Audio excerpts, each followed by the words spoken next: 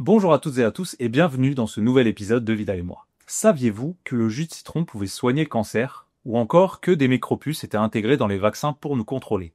Ces fake news, aussi absurdes qu'elles puissent paraître, circulent massivement sur Internet et les réseaux sociaux. Elles se propagent à une vitesse folle et parfois influencent profondément les comportements de certains patients. Car oui, avec la manipulation des sources d'information, il n'a jamais été aussi facile d'accéder à l'information médicale, mais aussi à des fausses informations qui peuvent avoir des conséquences dramatiques. Mais comment ces fake news médicales naissent-elles? Pourquoi rencontrent-elles autant de succès? Et surtout, quelles en sont les conséquences sur la santé publique et la confiance envers les médecins? Pour mieux comprendre ce phénomène et tenter d'y voir plus clair, j'ai le plaisir d'accueillir deux invités experts en la matière. Emma Strack, bonjour. Bonjour. Alors vous êtes journaliste et chroniqueuse au magazine de la santé sur France 5. Et Stéphane Corsia-Meffre, bonjour. Bonjour. Alors, vous êtes rédacteur médical, vous alimentez l'espace décryptage santé du site santé.fr du ministère de la Santé et vous êtes enseignant vacataire au sein du diplôme universitaire de médecine générale de l'université Sorbonne Paris-Nord. Ma première question est toute simple. Qu'est-ce qu'une fake news en santé et comment se propage-t-elle? Alors, une fake news en santé, c'est une fausse information, donc ça relève de la désinformation. Le problème, c'est qu'elle se signale pas comme ça, hein. Généralement, elle avance un peu masquée et elle circule, à mon sens, dans tous les réseaux de communication qui peuvent exister, c'est-à-dire sur les réseaux sociaux, sur nos fils de conversation, que ce soit en ligne ou dans la vie. Et puis, j'ajouterais, pour ce qui me concerne aussi, qu'elle peut circuler dans tous les endroits où on se partage de l'information et autour desquels il y a du flou. Alors, soit parce qu'on se les transmet de génération en génération sans forcément questionner d'où vient cette information. Et puis, il y a du flou aussi dans certains types d'informations. J'ai en tête, par exemple, tout ce qui pouvait circuler autour des idées reçues. Il y en a beaucoup autour du VIH et du sida.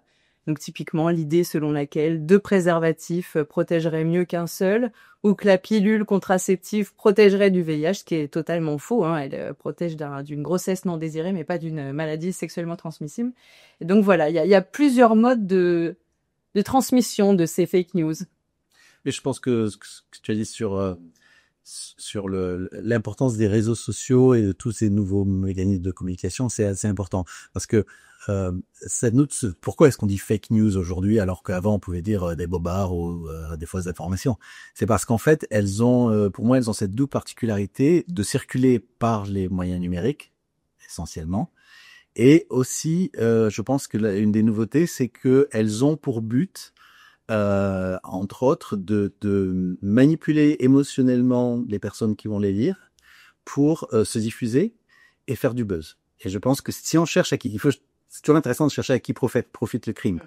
Et quand on regarde les fake news telles qu'elles sont aujourd'hui, on se rend compte qu'en fait, les émetteurs de ces fake news sont souvent à la recherche de buzz et d'une célébrité, en tout cas sur les réseaux sociaux. Et c'est vrai qu'un rapport à l'émotion me semble assez fort aussi. Plus c'est fort, plus ça crée par exemple de la peur ou une promesse fantastique, plus ça marche et plus ça circule. Ouais.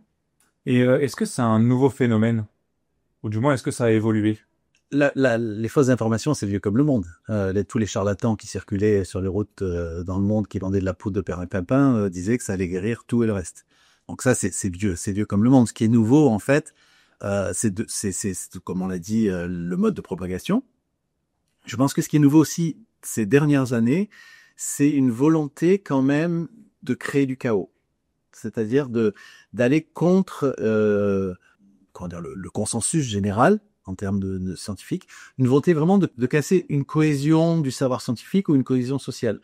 Il y a pas la fake news, elle est pas seulement en santé, et les fake news, elles servent aussi à créer des tensions entre différentes communautés, contre la médecine, contre le gouvernement. Il y a quand même vraiment, et quand les études sociologiques essaient de comprendre ces gens qui disséminent les fake news dans tous les domaines, tous ces gens disent qu'ils adorent créer du chaos. Ouais, et il me semble que sur les réseaux, en tout cas, ce qu'ils ont changé, parce qu'en effet, ça a existé de toute éternité. Il y a eu les chaînes à une époque. Vous évoquiez tout à l'heure le citron. Moi, je me souviens avoir reçu, probablement par une chaîne de mails, tous les avantages fantastiques du citron et notamment le fait qu'il guérirait parmi d'autres choses le cancer.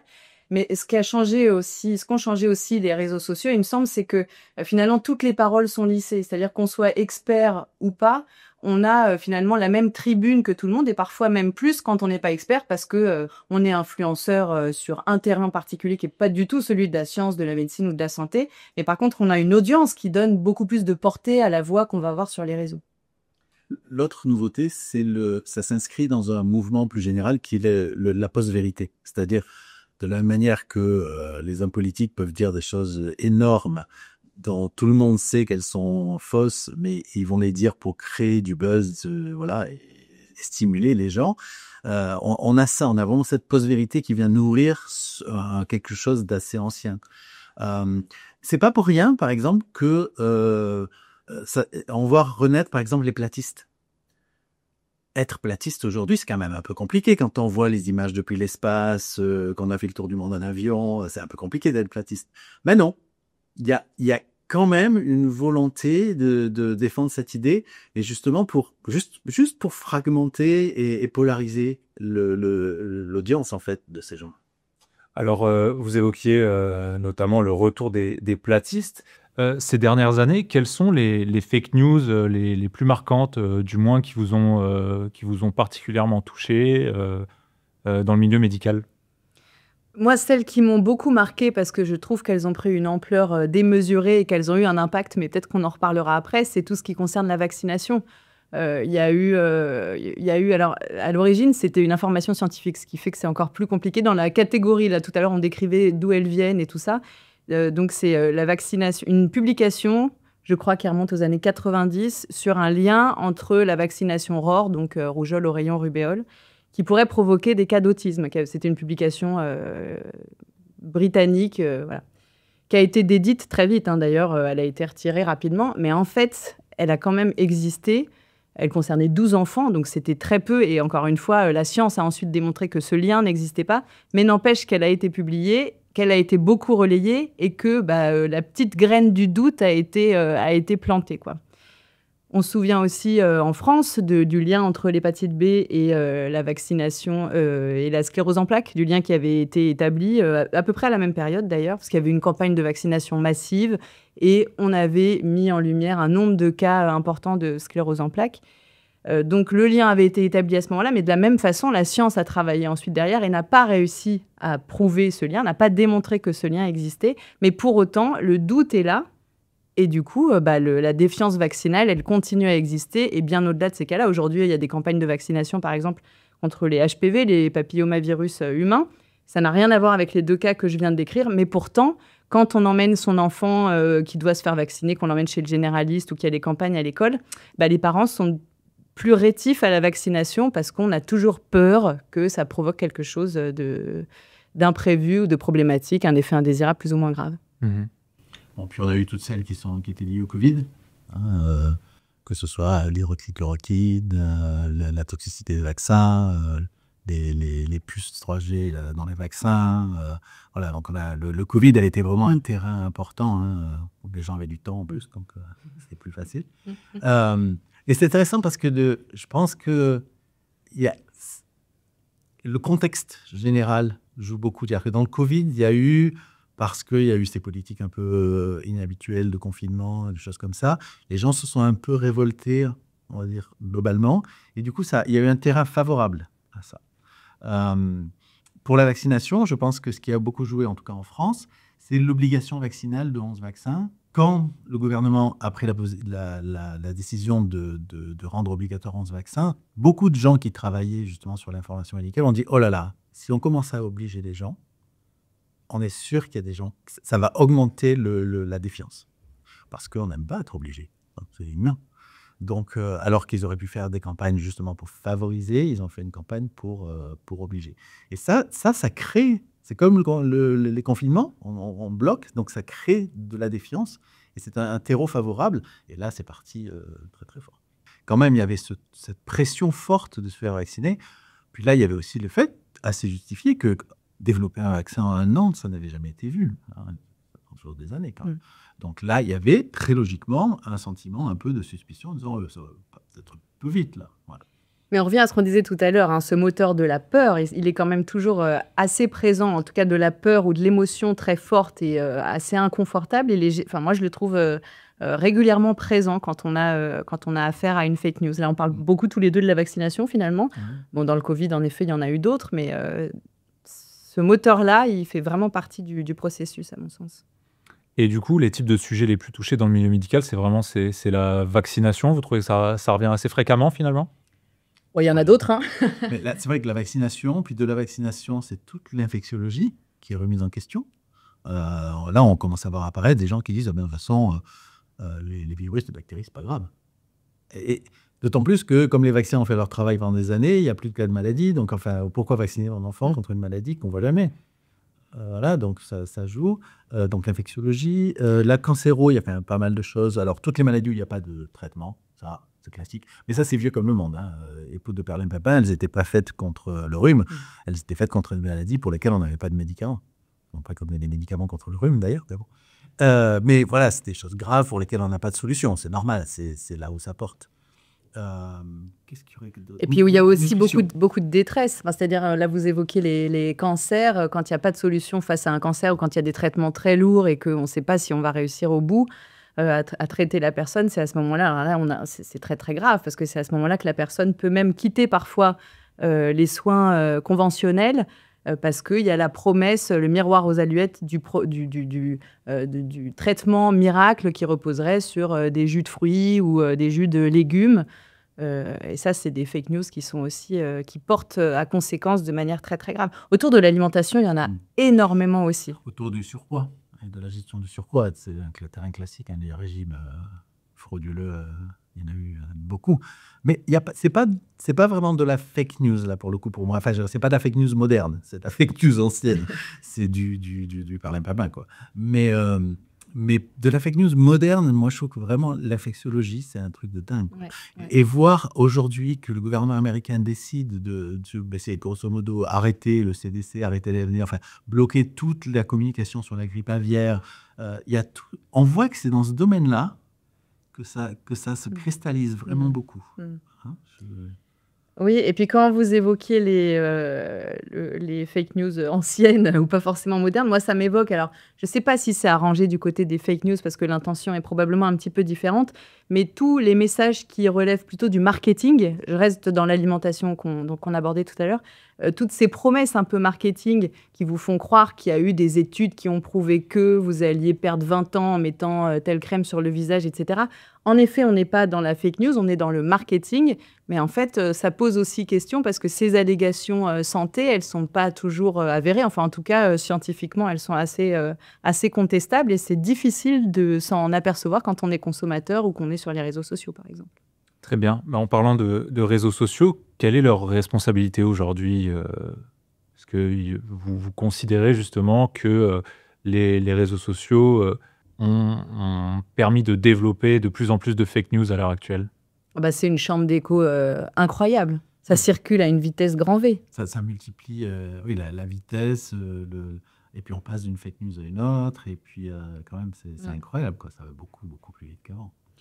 Oui, et puis il y a aussi la dimension pour l'utilisateur des réseaux sociaux, que si vous faites une recherche parce que vous êtes vous-même dans le doute sur un point de vue alimentaire ou une question d'infectio, par exemple, que vous faites une première recherche et que vous commencez à chercher des informations sur ce sujet-là, qu'on vous sert une première fake news, en fait, vous savez, c'est le principe des algorithmes où vous vous retrouvez aussi enfermé dans un système qui va vous nourrir en permanence d'informations qui vont toujours dans ce sens-là. Donc, c'est ça qui est aussi un petit peu difficile quand on a envie, comme c'est mon cas, de cultiver plutôt le doute et la nuance. Les réseaux sociaux, ils vont plutôt creuser le sillon de la fake news quand vous avez commencé à mettre un pied dedans. Et puis les réseaux sociaux se sont beaucoup développés avec cette espèce de polarisation. Pour contre. Et du coup, ça crée de nouveau ce terreau favorable à avoir des fake news un peu violentes. Oui, tout le monde a le même niveau d'expertise. Voilà, et il y a ceux qui sont pas d'accord avec moi, je les troll un maximum. Voilà, et donc ça, je pense que ça met plus de carburant sur le feu, quoi. Avant, ça c'était à bas bruit, maintenant c'est vraiment très fort, quoi. Et puis on a vu aussi que Facebook, Meta plutôt a décidé d'arrêter sa cellule de fact-checking. Donc, ça veut dire que ça va être à nous, utilisateurs des réseaux, de vraiment essayer d'être vigilants et de faire le tri. Mais c'est une sacrée responsabilité. Outre les réseaux sociaux, la responsabilité aujourd'hui des autorités sanitaires et des experts, est-ce qu'elle est aussi importante? Je pense par exemple, pendant la période du Covid, le docteur Raoul qui a été extrêmement médiatisé et qui finalement, aujourd'hui s'est retrouvé sur le banc des accusés. C'est peut-être un problème de précipitation aussi à ce moment-là. Enfin, en tout cas, pour ce qui concerne cette période-là, il y avait vraiment une espèce d'urgence. Moi, j'aurais un petit mea culpa à faire aussi. Non, je pense que médiatiquement, on s'est aussi... c'était difficile de traiter l'information à ce moment-là. Et si c'était à refaire, peut-être qu'on referait différemment. Tout à l'heure, vous avez évoqué sur les autorités aussi le fait d'aller interdire plutôt que faire de la pédagogie. Moi, il me semble aussi que la pédagogie, c'est quand même la meilleure façon d'éveiller une adhésion chez la personne à qui on s'adresse. Donc, des campagnes de communication, des campagnes de sensibilisation, de prévention. Moi, je me souviens quand j'étais ado, il y en avait. Alors, c'était l'époque SIDA, il y en avait plein, tout le temps, tous les ans, il y en avait une nouvelle.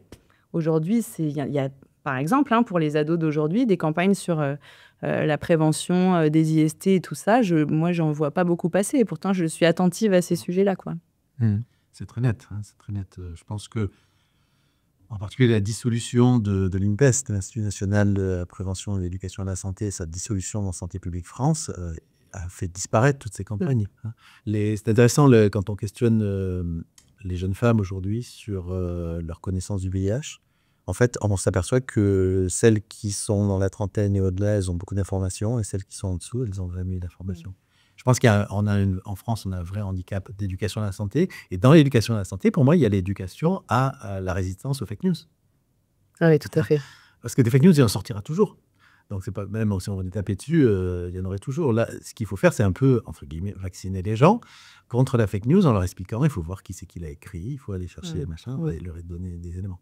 L'autre sur les experts, le problème des réseaux sociaux, c'est que ça favorise les experts qui sont les plus radicaux et les plus véhéments.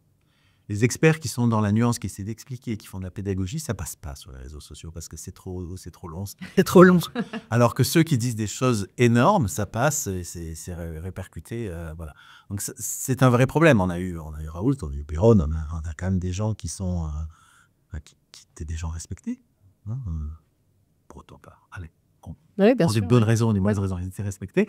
Mais et en fait, ils ont montré leur vrai visage de personnes qui voulaient être des stars là-dessus. Voilà. Alors, sur le gouvernement et les autorités de santé, c'est intéressant parce qu'il y a eu, assez récemment, des fake news qui sont sorties d'agences de santé.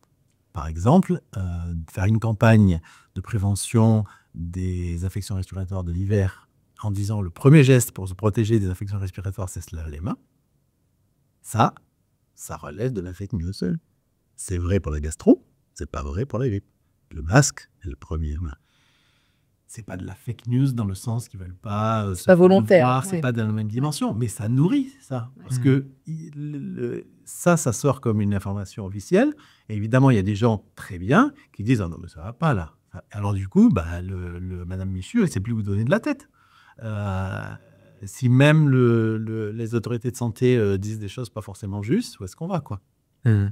Après, moi, cette part-là, je la partage totalement. Après, je pense que la responsabilité, elle est quand même partagée. Et j'évoquais tout à l'heure la part médiatique, en tout cas que moi, je prends. J'ai beaucoup travaillé pour des émissions pendant le Covid, des émissions santé, puisque c'est ce sur quoi je me suis spécialisée. Et si c'était à refaire aujourd'hui, je serais moi aussi plus pédagogique, c'est-à-dire que comme l'information bougeait chaque jour, on en connaissait un peu plus sur le virus tous les jours, et donc on a tâtonné, on a dit que c'est « Ah ouais, oui, si, on connaît les coronavirus », et puis en fait, il avait un comportement un peu... Enfin, ça évoluait chaque jour. Et donc, si c'était à refaire, je crois que je prendrais vraiment le temps de dire à mes téléspectateurs ou mes auditeurs « La science, c'est ce qu'on sait aujourd'hui. Là, ce qu'on te dit, c'est ce que je sais aujourd'hui et ça va changer demain. » Ce qui implique aussi une responsabilité citoyenne qui est celle de s'informer. Ça veut dire que les choses, elles ne sont pas amovibles et inébranlables et qu'il faut... ça me semble, moi, une responsabilité citoyenne de continuer à s'informer. Mais de mon côté à moi, j'ai ce petit regret-là de peut-être pas avoir suffisamment dit « Bon, voilà, aujourd'hui, c'est ça qu'on peut dire. Et puis reviens demain pour savoir la suite. Concernant ça, est-ce que toute cette vague finalement de panique qu'il y a eu ces dernières années, est-ce que ça a influencé les patients? Est-ce que vous avez eu des retours de professionnels de santé qui vous ont dit que maintenant c'est plus compliqué d'essayer de raisonner les patients sur certains sujets? Oui, je pense que c'est surtout sur la vaccination où il y a des difficultés. Moi, je vois, ce qui me remonte de mes étudiants, qui sont des internes en médecine générale, ils n'ont pas ce genre de problème, mais parce qu'ils sont beaucoup dans des services hospitaliers. Et que quand les gens arrivent dans les services hospitaliers, ils font pas trop dans ça. C'est un peu urgent, c'est un peu grave, et donc ça canalise un peu les choses. Mais sur la vaccination, oui, je pense que c'est assez net que les médecins disent qu'ils ont de plus en plus de mal à convaincre les parents de faire vacciner leurs enfants, au-delà des vaccinations obligatoires. Et c'est ça qui est perturbant, c'est que comme il y a des vaccinations obligatoires, elles sont faites. Mais du coup, pour les vaccins qui ne sont pas obligatoires, HPV, là, ça devient beaucoup plus compliqué. Et après, il y a, mais c'est plus global, tous les médecins disent maintenant que systématiquement, avant d'aborder le traitement pour le patient qui est en phase 2, ils disent vous êtes allé voir sur Internet. Parce qu'ils veulent savoir ce que le patient sait pour pouvoir éventuellement contrer des idées fausses qu'ils ont récupérées sur Internet. Ça, ils le font de plus en plus. Et puis, je crois que du côté des patients qui en ont peut-être eu marre de recevoir le message d'en haut d'un médecin tout sachant, tout puissant, il y a eu cette volonté aussi qu'on a pu constater de revenir au naturel, de revenir au remède de grand-mère, d'aller consulter peut-être d'autres thérapeutes que des médecins. Ça, c'est des choses qu'on a pu constater, qui prennent de l'ampleur. Et qui font que, du coup, là aussi, le dialogue devient un peu difficile. Peut-être qu'on pourrait réconcilier tout ça, d'ailleurs. Il n'y a pas forcément de camp à choisir. Enfin, moi, c'est mon avis. Alors, dans des domaines comme la cancérologie, par exemple, on sait que les patients vont aller chercher d'autres solutions. Pas forcément rejeter la médecine, mais en plus... Oui, en soins de support, par exemple. Tous les médecins sont totalement ouverts à la discussion. Ça se passe assez bien dans le domaine de l'oncologie. Alors du coup, comment les médecins doivent-ils gérer les patients qui sont influencés par ces fausses croyances, ces fake news? Alors, j'y réfléchis à ce type de questions avec mes étudiants. Tous s'accordent à dire qu'en fait, le seul moyen, c'est de créer une relation avec le patient sur la durée, ce que font la plupart des généralistes. Et c'est vrai que quand une personne a une relation avec son médecin depuis plusieurs années, si le médecin dit « non, mais là, ça va, non, ça va pas, ça passe pas », ils ont tendance à croire le médecin parce qu'il y a cette relation qui s'est créée. C'est intéressant parce que ça montre que un des antidotes à la fake news et à la propagation de la fake news, c'est le dialogue, c'est la confiance avec le... Et ce que les réseaux sociaux font pas, c'est ça. Ça crée des petites chapelles séparées qui ne discutent pas. Et donc, voilà, eux, ils disent, non, mais en fait, c'est dans le pacte global qu'on a avec nos patients qu'en fait, on arrive à gérer ça parce qu'ils nous connaissent, on les connaît, on se fait confiance. Et les choses sont assez terre à terre entre eux. D'ailleurs, ça vaut dans le cabinet du médecin et ça vaut même en vie réelle avec des proches qu'on peut connaître qui sont dubitatifs, sceptiques ou complotistes. Garder le contact, garder la communication, c'est quand même essentiel. Garder le dialogue, ça semble assez essentiel. Et vous, du coup, en tant que journaliste, rédacteur spécialisé en santé, j'imagine que vous êtes confronté au quotidien aux fake news. C'est quoi vos méthodes pour vérifier l'information? Comment est-ce que vous faites?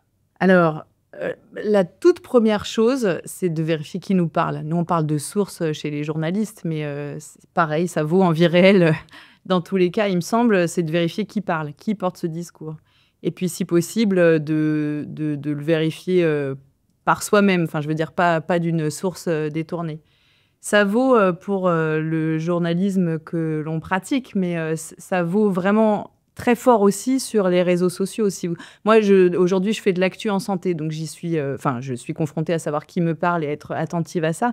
Mais sur les réseaux sociaux, quand vous avez une information, j'ai longtemps fait une chronique qui s'appelait « Le vrai du fake », dans laquelle toute l'intention était de partir de contenus qui étaient partagés sur les réseaux sociaux, en matière de santé, donc comment traiter telle problématique, comment perdre du poids, etc., etc. À chaque fois, les personnes qui formulent un conseil ou qui donnent une certitude médicale, je pouvais être sûre que quand c'était une fausse information, ce n'était pas un scientifique ou un médecin qui la partageait. Donc, c'est très important de savoir qui me parle. Est-ce qu'il est légitime pour me parler? Est-ce qu'il a un intérêt à faire passer tel ou tel message? La source. Donc, moi, je m'appuie essentiellement sur les avis des autorités de santé, en France ou en Europe. Ensuite, je vais chercher ce que disent les sociétés savantes. Et après, je vais voir les articles qui ont été des peer-reviewed, dans des revues scientifiques. Voilà. Moi, je m'appuie beaucoup sur... dans ce que je fais, je m'appuie beaucoup sur des documents écrits, en fait, et assez peu, à l'inverse des journalistes, sur des conversations. J'ai tendance à vouloir... je me méfie des opinions personnelles. En médecine, il y a beaucoup d'opinions personnelles. C'est normal, hein. Un médecin, il fait son boulot, il faut qu'il ait des opinions personnelles sur ce qu'il fait, sur sa manière de prendre les choses en charge. Mais moi, j'aime bien aller voir le niveau de preuve de toutes les affirmations, voilà, très clairement. Et quand je regarde une étude clinique, je suis formé pour ça, donc j'analyse le degré de certitude de l'affirmation de l'étude clinique. Voilà, donc je suis plutôt dans les documents de référence. Concernant les fake news, est-ce que vous arrivez les reconnaître et comment est-ce qu'on peut les reconnaître? Est-ce qu'il y a par exemple des subtilités quand on a un peu votre œil de spécialiste, de voir directement une fake news? Alors, la voir directement, je ne sais pas, mais en tout cas, peut-être ce qui peut alerter, c'est l'information un peu trop grosse, un peu trop belle ou un peu trop énorme pour être honnête. En tout cas, moi, je me dis que plus c'est gros, plus ça doit nous étonner, même si on a envie de foncer. On évoquait tout à l'heure les traitements miracles. Le citron qui, tout d'un coup, serait capable de guérir du VIH, du cancer, vous faire perdre 5 kilos en 3 jours. Bon, a priori, on peut se poser la question. C'est la première chose à laquelle je serais attentive. Oui, pareil. J'essaie de voir qui est derrière. Moi, la question que je me pose toujours, c'est qui bénéficie de ça? À qui ça va bénéficier et pourquoi? Voilà. Mais à l'inverse, c'est marrant, pour pas toujours attaquer, mais oui, donc je réponds à des sollicitations d'internautes qui posent des questions sur divers services de décryptage, qui disent est-ce qu'il est vrai que faire ça, j'essaierai de trouver un exemple, mais j'en ai pas qui me vient à l'esprit, mais est-ce que de faire ça, ça peut améliorer ça? Et moi je lis, je fais mais quand même, je fais ma recherche et là, je tombe sur 15 études qui montrent qu'effectivement, ça a montré un effet. Et j'apprends un truc. Et donc, c'est parfois, il faut se méfier de sa réaction viscérale. Hein. Parfois, il y a des choses qu'on ne sait pas, quoi. Alors, ça pas... Bien sûr, les preuves ne sont pas définitives, mais quand même, il y a des corpus intéressants. Voilà, un exemple récemment, quelqu'un a dit, est-ce que de faire un sauna tous les jours, ça prévient l'hypertension artérielle? Ma première réaction, hypertension artérielle, cardiovasculaire, sauna. Moyen. Et doucement, il y a un corpus d'études montrant que ça marche, mais c'est impressionnant. Une étude finlandaise, mais il y en a plein, qui montrent que ceux qui font 4 à 5 saunas par semaine, ils n'ont pas d'hypertension. Et j'étais vraiment bluffé, quoi.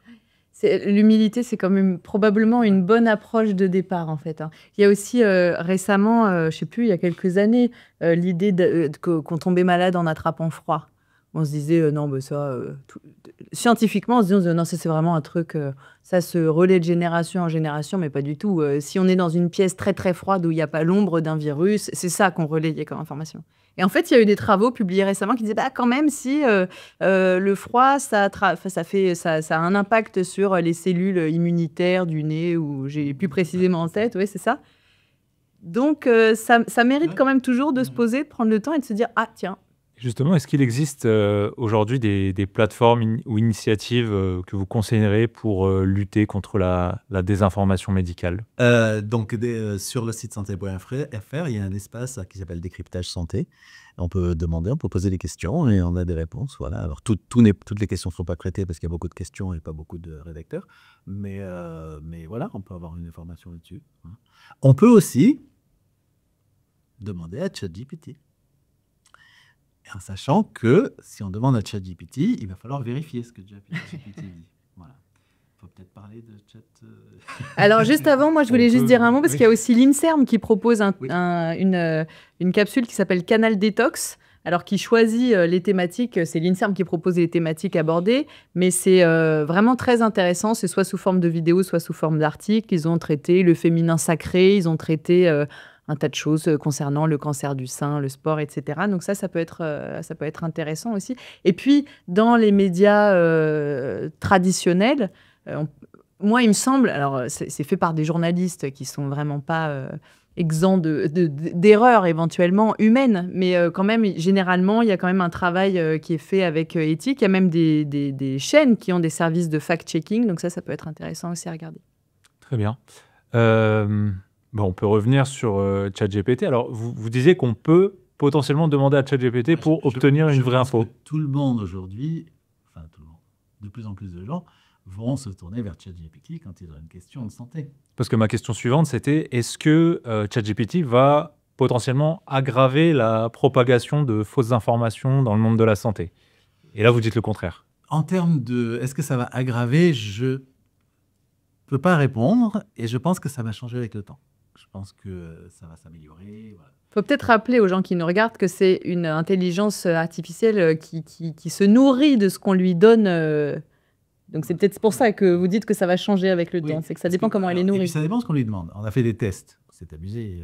Entre médecins, amis et mes étudiants, on a essayé.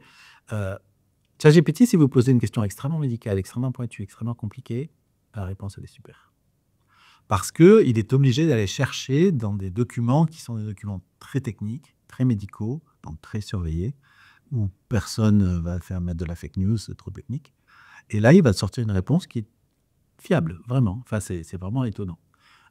Si on lui demande des informations sur la poudre de machin qui traite le bidule, et que toute l'information sur Internet sur cette poudre de machin, elle est sur les sites des fabricants, il va prendre l'information de ces sites pour faire sa réponse. Et cette information sur les sites, bien évidemment, elle dit que du bien, puisque les gens le vendent. Donc, et là, il va sortir quelque chose qui est complètement farfelu, qui est très raccord avec ce que disent les fabricants, mais qui est farfelu par rapport à la science. Voilà. Et ça, je pense qu'avec le temps, comme Google a appris à le faire, ChatGPT va pondérer ses sources d'informations. Et je pense qu'ils vont apprendre, enfin déjà, on peut lui apprendre, on peut soi-même apprendre à ChatGPT à aller chercher que de l'information de référence, en lui donnant là où il doit aller chercher, pas ailleurs. Et je pense que petit à petit, ChatGPT va savoir pondérer ses sources d'informations entre fiables, moins fiables, pas du tout fiables, et que les réponses seront, je pense, de meilleure qualité avec le temps. Nous, on l'a testé avec mon collègue, le docteur Jimmy Mohamed, sur une situation de consultation. En gros, j'ai demandé à l'intelligence artificielle, je lui ai décrit des symptômes digestifs que j'avais, nausées, maux de ventre, crampes d'estomac, etc. Et je lui ai demandé ce que potentiellement j'avais, ce que je pouvais faire de ça. Alors la réponse, en effet, elle était plutôt pertinente. Il évoquait plusieurs situations, etc. Mais en fait, l'issue de cette consultation virtuelle, c'était de me dire, si vous avez un doute, allez voir votre médecin. Et le médecin que j'avais à côté de moi me disait, mais en réalité, ce genre de symptômes, on peut évaluer vraiment ce qu'a le patient en palpant son ventre. Donc là, l'intelligence artificielle, c'est un petit peu la limite de l'exercice, elle ne sera jamais capable de le faire. Ça peut donner des pistes, en tout cas dans cette expérience-là, d'une consultation fictive, ça peut donner des pistes, ça peut éclairer, si c'est correctement alimenté en effet, mais ça ne remplacera jamais la manipulation de l'examen du médecin, quoi. Outre l'intelligence artificielle, est-ce que vous voyez émerger de nouvelles initiatives pour mieux informer le grand public concernant les infos de santé ? Moi, j'en vois pas forcément. Là, tout de suite, je n'en vois pas. Mais par contre, ce que je me dis, c'est la nécessité de cultiver chez chacun d'entre nous le doute raisonnable. Parce qu'en fait, on va y être confronté de plus. On est déjà un peu noyé dans les fake news. On a eu le temps de l'aborder là. Et ça va être exponentiel. On commence à voir les deepfakes circuler. Là, je pense à ça. Donc, ces images artificiellement fabriquées. Donc, je pense que c'est nous qui devons cultiver nos propres ressources et donc cultiver l'esprit critique et le doute raisonnable. Moi, je ne suis pas très optimiste sur le futur de la vérité en général. Je pense qu'on rentre dans un monde où la vérité va être une valeur qui tend à disparaître dans tous les domaines. Et donc, je pense que contre ça, finalement, peut-être qu'il faut réhabiliter le professionnel. C'est-à-dire la personne qui a appris, qui a de l'expérience, qui a des bouteilles et qui est probablement la meilleure source d'information. Pas toujours, mais en tout cas, en termes de probabilité, c'est probablement la meilleure source d'information. il faut réhabiliter le professionnel, donc le rapport de la personne avec son médecin, et il faut réhabiliter, je pense, le dialogue entre les gens en général et entre les professionnels en général. Et voilà. Très bien. Donc le mot de la fin, c'est faire confiance au dialogue Voilà. avant tout. Merci à toutes et tous d'avoir écouté le podcast jusqu'au bout. Tous les épisodes de Vidal et moi sont disponibles sur Spotify, sur Deezer et également sur notre page YouTube. À très vite pour un prochain épisode.